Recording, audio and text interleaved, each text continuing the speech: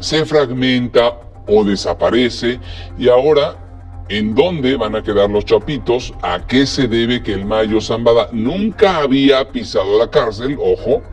Hacemos contacto por eso con Gerardo Rodríguez Sánchez Lara, director del Departamento de Relaciones Internacionales y Ciencia Política de la Universidad de las Américas. Es experto en temas de seguridad. Gerardo, muy buenas noches. Te saludamos con gusto. Te escuchamos. ¿Cómo ves? Gracias, Pablo. Saludos, Carlos. Sí, a ver, que no quede duda. Esta es la captura más importante de las agencias de inteligencia de Estados Unidos de un narcotraficante mexicano. Ni el Chapo. ¿Por qué? Porque lleva casi 40 años operando. Desde la primera captura del Chapo Guzmán, el Mayo Zambada se convirtió en el líder del tráfico de drogas de Estados Unidos, superando por mucho en términos de operación en tiempo, de recursos, de violencia, por ejemplo, a Pablo Escobar. Entonces, sí, no es cualquier noticia la que se está dando hoy en Estados Unidos y en México. El Mayo Zambada creó la organización transnacional más importante delictiva probablemente en la historia del planeta, con operación en más de 40 países de América Latina, América del Norte, de Asia, de Oceanía. Nada más para que nos demos una idea, hace un par de semanas se incautaron droga en los puertos de Singapur, en Australia, y recientemente hace un par de días en Holanda, en los Países Bajos, de aproximadamente 20 millones de euros la incautación. Entonces, el Mayo Zambada, y también hay que decirlo, el Mayo Zambada operaba un poco como padrino también de los chapitos. Cuando hubo el famoso Culiacanazo, Mayo Zambada no permitió que se capturara tan fácilmente a Ovidio Guzmán. Todo parece indicar que fue una operación encubierta de los Estados Unidos. Probablemente es una nueva traición de Joaquín Guzmán, el hijo de Chapo Guzmán, que probablemente entregó al Mayo Zambada bajo una suerte de jugarreta, ¿no? Y como respuesta a la traición del hijo del Mayo Zambada, que testificó en la corte de Nueva York contra su padre. Así es que una historia de traiciones al más puro estilo de la mafia mexicana.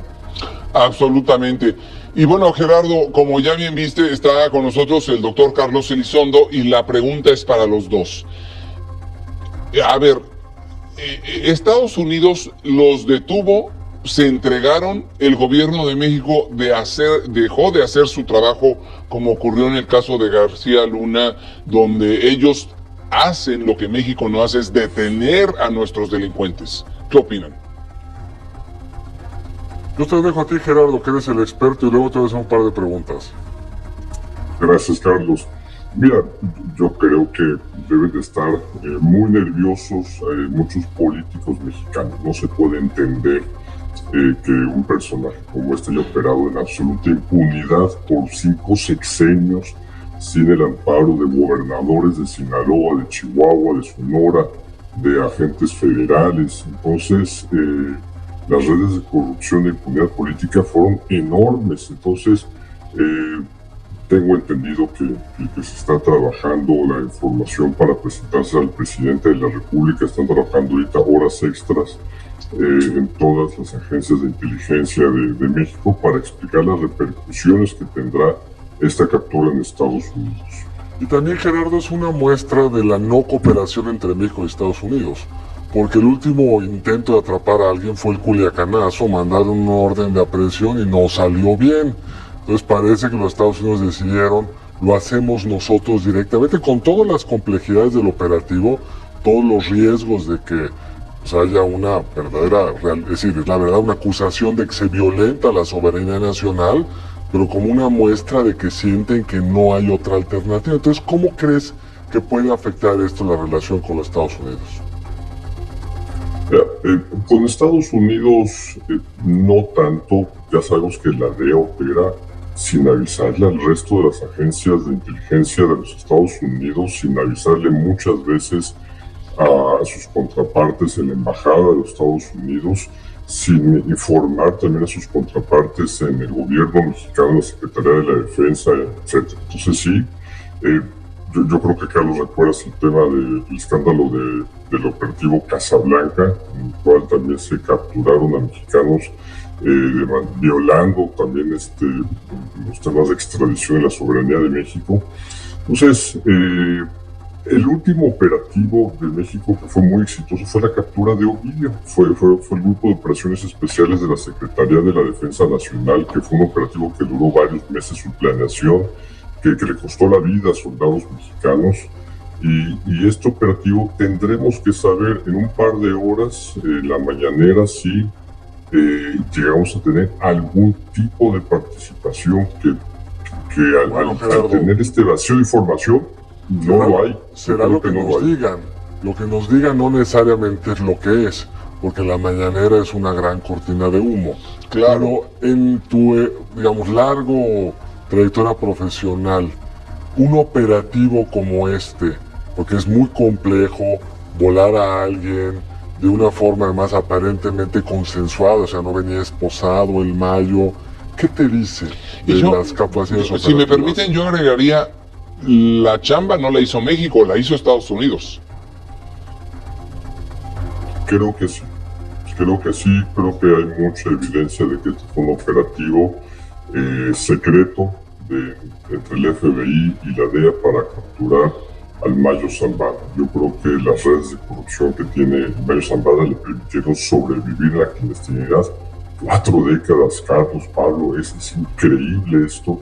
Entonces yo creo que sí fue un operativo absolutamente del gobierno de Estados Unidos. Habrá que esperar lo que nos digan. El vacío de información de parte del gobierno federal nos habla que no tienen información de cómo sucedió este operativo. Habrá que esperar. ¿Y cómo te imaginas, Gerardo, la repercusión en los equilibrios en el cártel de Sinaloa, en este pleito creciente, complejo, cada vez más sanguinario, con el cartel Jalisco Nueva Generación? Muy difícil anticiparlo, pero ¿qué suele pasar cuando se descabeza así una organización, presuntamente de 2 de sus líderes, uno más importante que el otro, pero el hijo del Chapo es también un personaje importante? Sí, ¿habrá reacciones sanguinarias? Yo creo que sí. A mí me preocupa mucho Chiapas, por ejemplo. Chiapas es un terreno absolutamente en disputa por el cártel Jalisco Nueva Generación y Sinaloa contra Sigo, no solamente de droga, sino de armas y también de personas. Quedará ahora como el gran capo en México, Nemesio Ceguera, el líder del cártel Jalisco Nueva Generación, que se aprovechará de esta división al interior del cártel de Sinaloa. Ahora, decías tú una frase que me pareció muy interesante y creo que quizá podemos elaborar un poco, que es probablemente la organización criminal más grande que ha habido en el planeta Tierra. Es decir, estamos hablando no solo de repercusiones en México, sino probablemente una desestabilización de varios mercados de drogas en el mundo. Pero estas organizaciones, aunque hay un jefe, tienen una cierta estructura modular, digamos. Tienen cierta capacidad de operar con cierta autonomía, de rehacer vínculos, de pasarse para el otro lado. ¿Cómo te imaginas la disrupción en el mercado de las drogas que controlan? Carlos, Pablo, magnífica pregunta.